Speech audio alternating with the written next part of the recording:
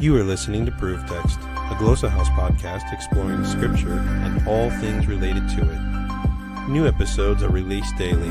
For more information, check out glossahouse.com and subscribe to our channels on Spotify and YouTube. Welcome and enjoy. Shalom, and welcome to another episode of SLA Insights.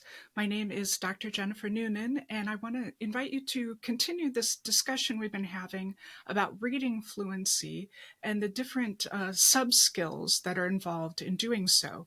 Reading skills are generally divided into lower-level reading skills and higher-level reading skills.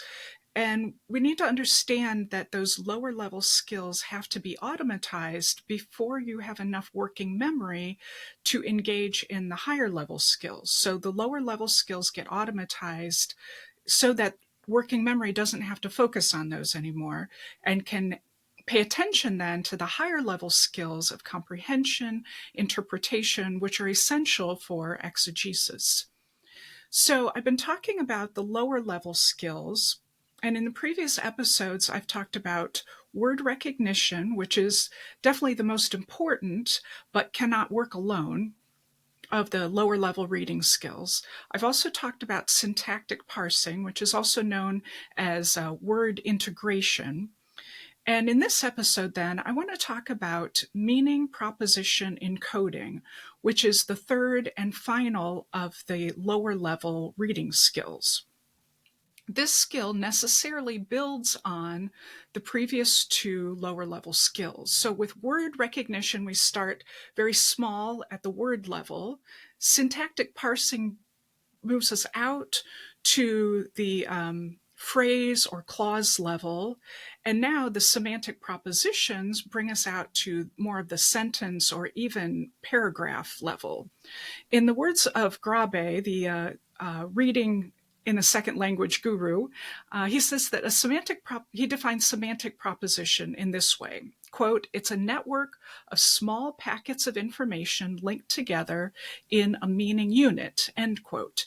And it's approximately equivalent to a phrase or clause, but these packets are then built up or combined, lit up in the brain, if we're talking neurologically, as the structures are combined. And again, from Grabe, he says, quote, "As immediate networks are lit up and then added to the bigger network of activated information, the propositions are connected and the textual meaning of what is read is created."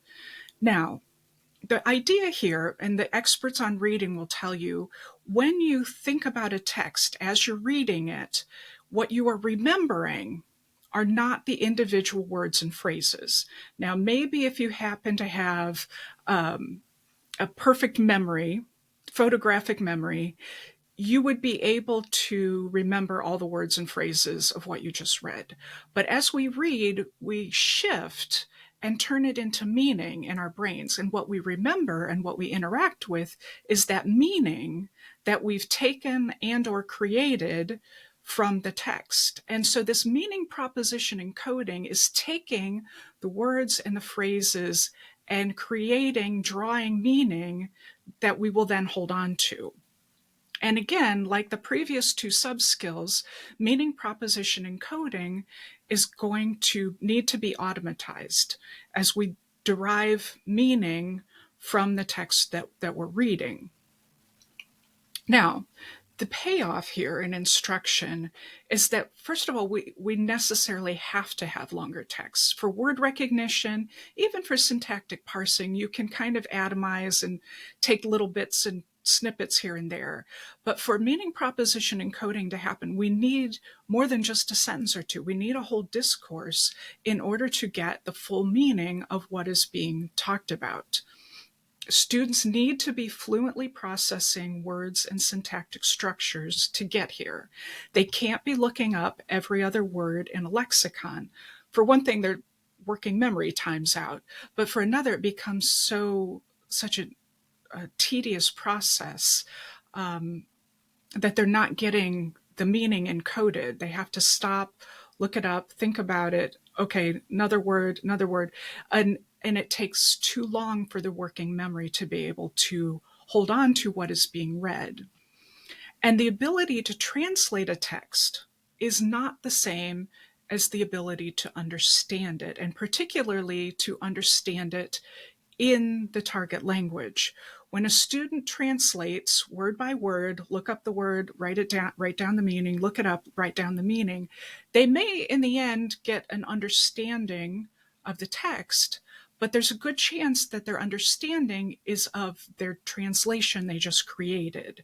So we typically think, I translated it, therefore I understand it in the original language. But that's not always true. Students may still only be comprehending the English they created out of the translation. They haven't fully understood it in the original language. And so this is what the rabbis would call kissing the bride through the veil, where you don't get the full effect because you've had to go through your native language. And the same, if we go back to word recognition, the same is true for vocabulary learning, where if you can bypass your native language and go directly from the word to its meaning, you're going to be able to understand it a little bit better. And so in the future, as we talk about vocabulary learning, and another part of this podcast in the future, we're going to look at things like using pictures or diagrams or videos to help a student learn vocabulary, helping them bypass their native language to get to the meaning. And that's what we're talking about here as we're putting together words and phrases and clauses and sentences and discourse. If you have to go through your native language, if you're doing it piecemeal, one word at a time into a translation, chances are the meaning that you're encoding, the meaning propositions that you're encoding into your brain are derived from your English translation and not from the original language. Even though it's being drawn from the original language, you're not actually doing the meaning proposition encoding in the original language, you're doing it in English. So in the previous episode, I asked what might happen if we introduce more texts, simplified if necessary, into the first year curriculum. And again, we're thinking would get meaning proposition encoding even faster. When students can fluently and automatically process words and syntactic structures, they can start understanding discourse, not just translating it. Now, this requires more time reading, more time being exposed to authentic language, and perhaps less time rote memorization and looking things up. But when they get there, that meaning proposition encoding is the springboard into the higher level skills of comprehension and interpretation. And that's where we really get to exegesis. So again, this week, the last of the lower level skills known as meaning proposition encoding, the first two being word recognition, syntactic parsing. This third one is the last as we've been building from the words to phrases, clauses, and so on, up to discourse now, where you can really start into comprehension and interpretation. And that is the goal. So in future episodes, I'm going to start talking about the higher level skills, how we create, and yes, create as well as draw meaning from the text that we're reading. Because these lower level skills that I've been talking about need to be fluent, they need to be automatized, they need to be quick, accurate, and automatic before you can get to interpretation. So I hope that you can join me as we move into the higher level skills in the next episode. In the meantime, have a great week. Interested in growing your ancient language skills but not sure where to start? Glossa House can help. From illustrated readers and short stories to lexicons and grammars, Glossa House offers a variety of resources for beginning, intermediate, and experienced ancient language learners. Head to glossahouse.com today. Glossa House, language resources for the global community.